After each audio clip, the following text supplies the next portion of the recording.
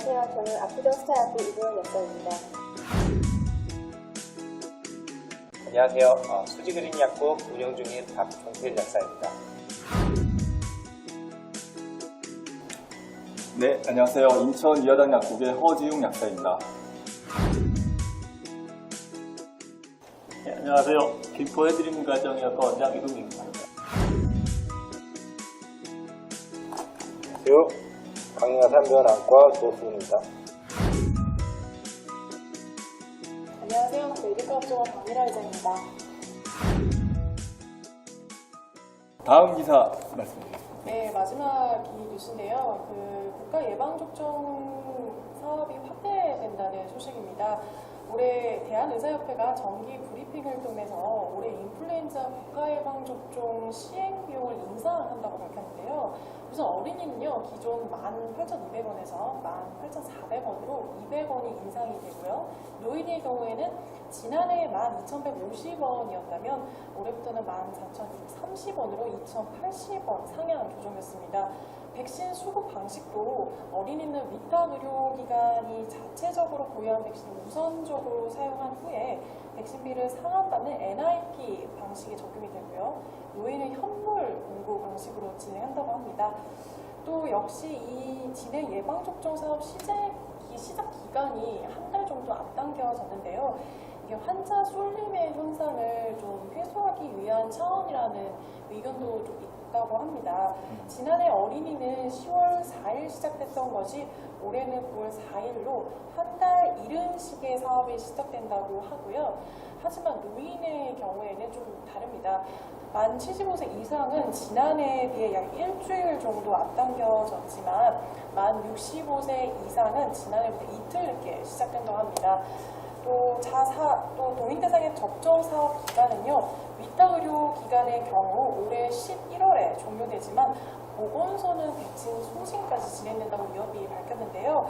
이 말은 즉슨 위탁 의료 기관의 경우에는 노인 예방 접종 기간이 보건소보다 짧다는 건데요.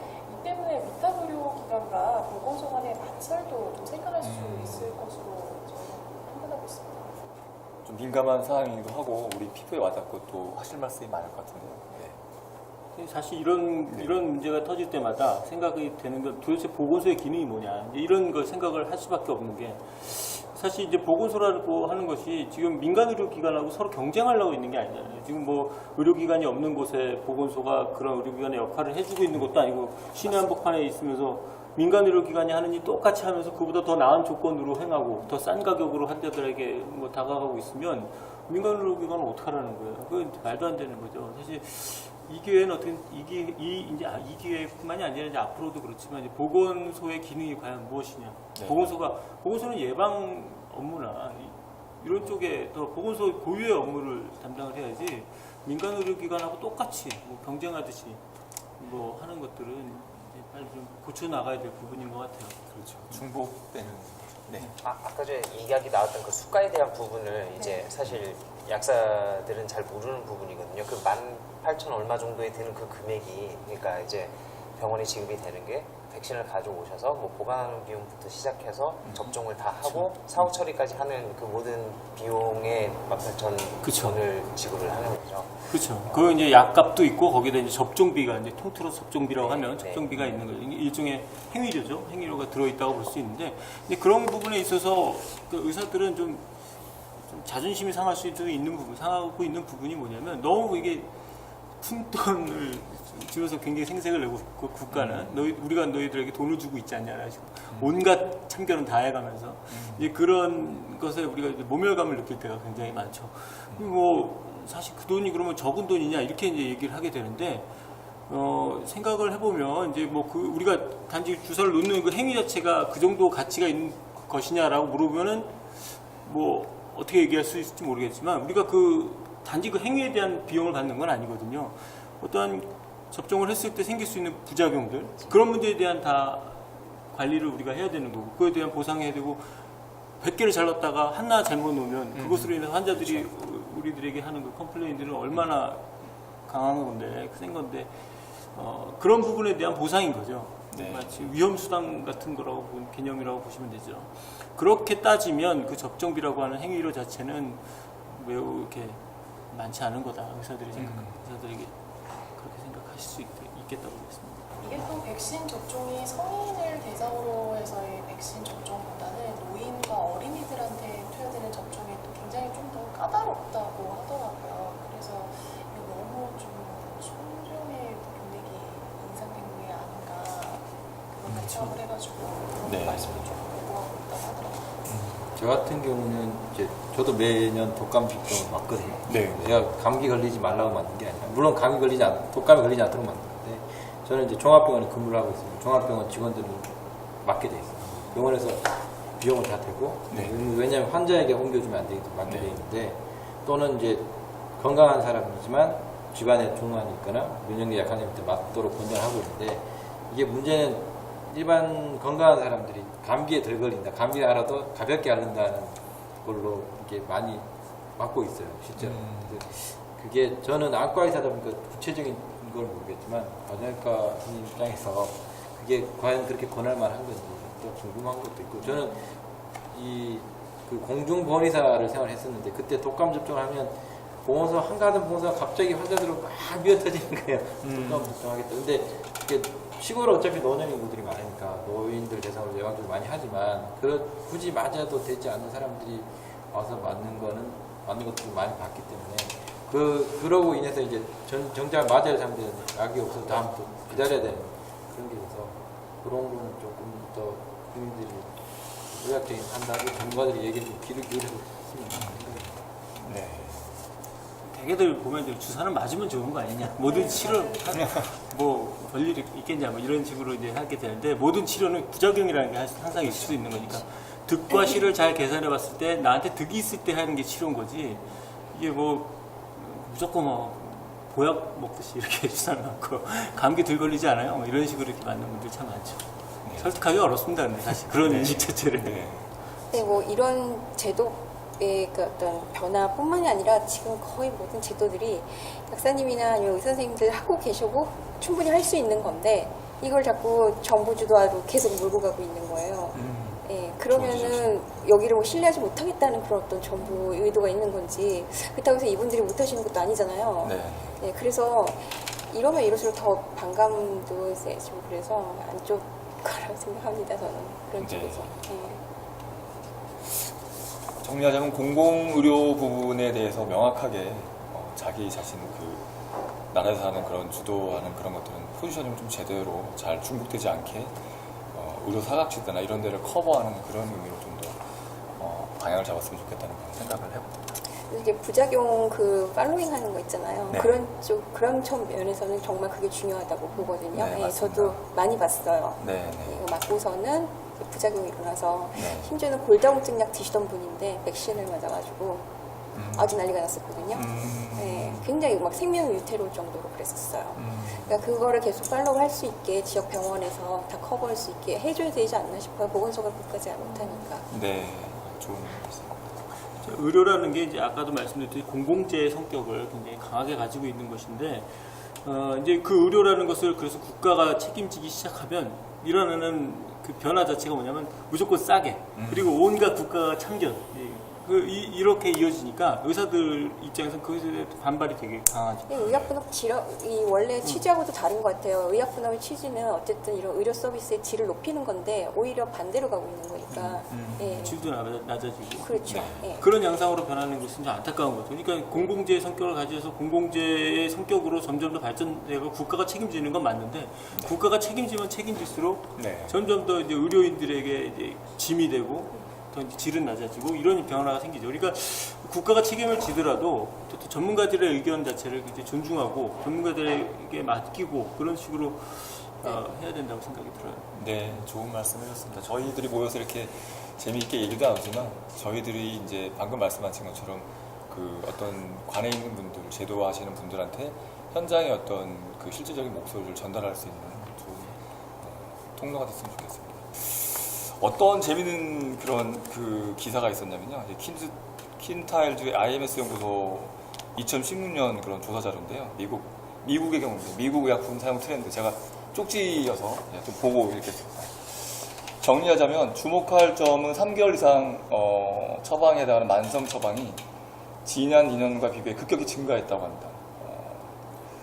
그러니까 이 부분이 이제 그 고령화 사회로 가면서 우리나라도 예외는 아닐 것 같거든요. 이 부분에 대해서 좀 잠깐 저희도 한번 얘기를 나눴으면 하거든요. 당연한 거 아니에요? 당연한 너무 당연해요. 당연하다는 결론이 뉴스라고. 내일은 해가 서쪽에서 뜨고 그러니까 제가 이 말씀을 왜 드리냐면은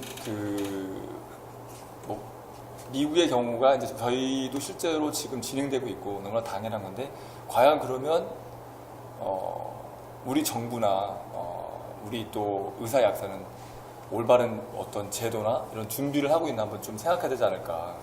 너무나 정말 빠르게 진행되고 있거든요. 그래서 이 부분도 그러니까 이게 국가 보험 재정하고도 연결되어 있고 그래서 한번 던져봐야 될 화두인 것 같아서 제가 한번 했고요. 그 다음에 이제 심평을 하면 다들 여기 계신 분들은 민감할 텐데 네. 최근 5년간 이의 신청이 80% 넘게 증가했대요. 그러니까 뭐 두 가지 경우일 수 있어요. 그러니까 뭐 요양기관에서 이의를 제기한 거가 많을 수도 있고 반대로 심평을 해서 필요 이상으로 많이 삭감을 내릴 수도 있는 거죠. 근데 재밌는 거는 저희가 놓치지 말아야 할 게 그 이의 신청의 절반이 재조정이 돼요. 그래서 이 기사의 결과는 마구잡이식 삭감 아니냐 이런 얘기를 하거든요. 어떻게 현장에 계신 분들은 어떻게 느끼시나요? 할 말씀이 많으실 것 같아요. 의사들이 아직 공부하는 부분인데 이게 심평이 이런 삭감을 하는 게 네. 사람이 일일이 보면서 꼼꼼하게 삭감을 하냐 그게 아니라는 거예요. 네. 컴퓨터 프로그램이죠. 그냥 쓱 맞습니다. 스캔하면서 쫙 잘라 나가는 거잖아요. 맞습니다. 예. 그러니까 이 말도 안 되는 삭감들이 이제 일어나게 되죠. 네. 그러면 이제 야 이걸 삭감해? 하면서 이제 우리 의사들이 그 이의 신청을 하면 진짜네? 하면서 이제 그걸 수정을 해주는 거예요. 근데 그렇게 이의 신청을 할 수 있는 기관들이 몇 개나 되겠냐는 거예요. 대부분의 원장들은 이게 그런 이까지 그 돈 내가 안 받고 말지 이렇게 되지 이의 신청을 잘 안 한다고요. 맞습니다. 근데 이제 뭐 좀 잉여 인력이 좀 있는 좀 그런 일을 해줄 수 있는 사람이 있으면 병원에 그렇게 이의 신청을 꼼꼼하게 할 수가 있는데 그렇지 못한단 말이죠. 맞습니다. 그러니까 이게 너무 이제 화가 나는 거죠. 그러니까 나는 분명 의학적 소신으로 이렇게 진료를 했는데 이거를 삭감이라는 것으로 그냥 다 없어버리니까. 이제 삭감이 네. 의학 기준에 부족한 치료를 했을 때 삭감을 하는 게 아니라 네. 어느 일정 수준의 삭감을 목표로 해서 삭감한다는 맞습니다. 정해놓고 그런 게 확신인지 어떤지 모르겠는데 그런 느낌 심평의학이라고 그래요. 심평. 네, 맞습니다. 심평이라고 합니다. 네. 우리가 의학 교과서를 보고 그 교과서대로 진료를 해야 되는 게 아니라 심평원의 기준을 보고 처방 보험 기준을 보고 저도 보험 기준을 벽에 붙여놓고 있거든요. 그러니까 특히 황반변성 같은 경우는 약제가 되게 비싸요. 환자들이 한 달에 한 번 또는 두 달에 한 번 약을 맞아야 되는데 약제비가 약값만 한 100만 원 정도. 그렇죠. 의학생 네. 옛날에 조관장에서 잘 아실 네. 텐데 100만 원 정도 한단 말이에요. 그래서 그거를 한 달, 두 달, 세 달 받고 또 이제 보험 청구해서 하는데 중간에서. 매번 보험 청구를 하죠. 근데 삭감이 언제 되냐면 한 달, 두 달 처음에 딱 한 번 받고 이게 안 돼. 대행한테 삭감을 해주면 고맙죠. 그다음부터는 일본으로 다른 전화를 할 텐데 삭감 심사가 되게 늦어요. 세 번 다 맞고 나서 삭감이 나오는 경우가 있어요. 어마어마한 큰 돈이죠. 1차, 2차, 3차 다 삭감하면 그 300만 원에 대한 약제비를 병원이 다 부담해야 되는 거예요. 네. 그래서 물론 인력도 문제고 심평을 이해를 못하는 건 아니지만 네. 특히 항생제라든지 물론 항생제 남용 의사들이 하는 것도 뭐 문제도 일부 문제가 있긴 하지만 그런 약제 선택 적정한 치료를 하고자 할 때 그 걸림돌이 되는 게 되게 많아요. 그래서 맞습니다. 그때 제가 수술을 할 때나 환자에게 치료를 할 때 제일 느끼는 게 심평원 직원이 아파서 내 앞에 와봤으면 참 좋겠다 라는 생각을 할 때가 많아요. 마음속으로 진짜. 그럼 당신이 이런 기준이 만들어 놓은 기준 때문에 지금 당신은 한 달을 예약을 쓰고 효과가 없을 경우에 그 다음 약으로 이 약을 치료해야 됩니다. 그렇게라고 기준을 알려주면 그럼 본인은 그럴 때 어떻게 느꼈을까? 본인의 아버지나 본인의 아이가 물론 이제 심평원 직원 개인의 잘못은 아니지만 좀 더 그 현장의 목소리나 의사들, 의료계의 목소리, 의학계 목소리를 좀 더 반영을 해서 진짜 환자 치료를 하는 데 도움이 되는 방향으로 좀 더 보험은 사실은 흑자가 나면 안 되는 거잖아요. 국가보험은. 그렇죠. 그거를 네. 그게 흑자가 나도 자랑할 일이 아니죠. 그건 줄 때 안 줬다는 얘기거든요. 네. 그냥 그만큼 국민들은 더 혜택을 못 받은 거고 그래서 그런 거에 대한 혜택을 물론 점점 늘어나는 보험 혜택이 늘어나는 추세이긴 하지만 네. 좀 더 발빠르게 그런 보험 급여 범위도 느리고 네. 그런 것도 심사 검사도 신속하게 빨리빨리 해서 합리적인 치료. 우리가 교과서에서 학교에서 배운 대로 현장에서 배운 대로 치료할 수 있는 그런 게 네. 쪽지 뉴스 축구는 상당히 좋은 쪽지였던 것 같습니다. 혹시 뭐 하실 말씀이 많으실 것 같은데 이쪽도. 네. 저 같은 경우는 이제 오늘 그 약을 하나를 드리면서 란수프라졸이라는 약을 이제 어쩌다 드리게 됐는데 요거를 이제 원장님께서 어차피 이제 비보험 처방을 하셨어요. 그래서 15ml짜리를 이제 그러니까 30ml짜리를 하나는 안 쓰시고 코드가 안 넣어놓지 않으셔서 15ml짜리 2개씩을 해서 아침 저녁으로 처방을 하셨는데 네. 이 심평원 DUR에 뜨는 거죠. 왜 더 싼 약을 하나를 처방을 하면 되는데 왜 비싼 약 2개를 처방을 해서 네. 냈느냐. 근데 저는 이게 우리나라가 지금 약값 시스템 자체에 문제가 있기 때문에 그런 것까지 걸고 넘어지게 되는 상황이 오는 게 아닌가 싶어요. 제 생각에는 당연히 그 15ml짜리 약은 30ml짜리 약의 반값이어야 된다고 생각을 해요. 그렇지 않으면 어떤 문제가 생기냐면은 이제 5ml짜리를 쓰고 10ml, 예, 그렇죠. 반으로 자르는 이 현상이 나타나는 거죠. 5ml짜리 쓸 환자분한테 10ml짜리 반을 자르면은 더 약가가 네. 싸니까. 물론 원장님들께서 환자분들 위해서 배려해서 그렇게 처방을 해주시는 거지만 뭐 어떻게 자르는지 다 아시잖아요. 그리고 그죠? 자르지 말아야 될 약도 예, 잘라주죠. 자르지 말아야 될 약도 네. 자르고, 예, 그렇게 되면서 결국에는 환자분 뭐 정확하게 물론 그게 이제 5mm 들어가야지만 뭐 예를 들어서 고지혈증 이런 게 잘 잡힌다 이런 거는 아니지만 그렇죠. 또 반대로 그걸 반으로 쪼개서 먹어주고 임상을 한 적이 없기 때문에 그게 정말로 어떻게 될지는 아무도 모르는 그렇죠. 거죠. 네. 그래서 저는 그런 부분도 좀 손 봐야 되는 게 아닌가 싶은데 제가 이렇게 얘기하면은 또 약값이 그 낮은 약값 기준으로 또 다 약값이 떨어질까봐 좀 아니 뭐 거기까지 걱정 안 해도 될 것 같습니다. 네. 영국처럼 얼마나치 약을 먹든 간에 일정액만 낼 수 있는 그런 제도도 좋은 것 같아요. 네. 약을 비싼 약을 먹든 싼 약을 먹든 국민이 내는 돈을 일정하게. 뭐 이렇게 되면 진짜 의약분업 그 아주 깊은 데까지 들어가는 그런 얘기인데 네. 여하튼 그 현장의 목소리 네. 있죠. 이거를 좀 절충해서 정부가 그러면서 이제 어떤 그런 걸 좀 만들어줬으면 좋겠어요. 네. 그래서 저는 이 얘기가 어느 분이 한번 나와주기를 기대했는데 재밌는 게 이 심평원의 이 심사가 되게 재밌는 게 어쨌든 규정이라는 게 있죠. 그럼 저희가 실수한 거는 기가 막히게 찾아서 1년 뒤, 2년 뒤도 날라와요. 근데 저희가 실수로 덜 받은 거는 절대 알려주지 않습니다. 이거는 좀 맞아요.